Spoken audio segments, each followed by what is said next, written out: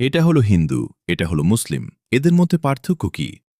ইসলাম একেশ্বরবাদী। তারা একক ও অদ্বিতীয় আল্লাহর এবাদত করেন, যার কোনো শরিক বা রূপ নেই।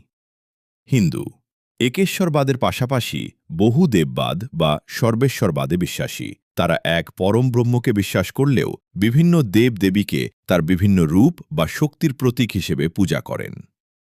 ইসলাম গ্রন্থ মূল পবিত্র গ্রন্থ হল আল কুরআন, যা আল্লাহর পক্ষ থেকে শেষ নবী হজরত মুহাম্মদ সাল্লাল্লাহু আলাইহি ওয়াসাল্লামের ওপর অবতীর্ণ হয়েছে বলে বিশ্বাস করা হয়।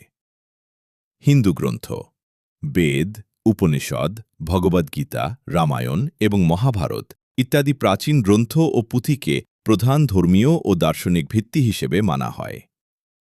উপাসনা পদ্ধতি ইসলাম মসজিদে গিয়ে সরাসরি আল্লাহর উদ্দেশ্যে জামাতে বা একা প্রার্থনা নামাজ করা হয়।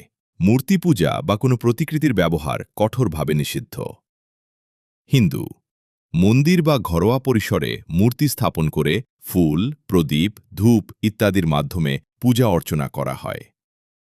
জীবন দর্শন ও পরকাল ইসলাম জীবন একবারই এবং মৃত্যুর পর কিয়ামতের দিনে বিচার হবে, যেখানে কর্মের ভিত্তিতে জান্নাত, স্বর্গ বা জাহান্নাম, নরক নির্ধারিত হয়।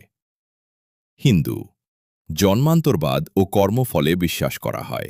আত্মা অবিনশ্বর এবং কর্মের পুণ্য বা পাপ ফল অনুযায়ী আত্মার পুনর্জন্ম বা চক্রাকার গতি চলতে থাকে, যা চূড়ান্ত মুক্তি বা মোক্ষ লাভই লক্ষ্য।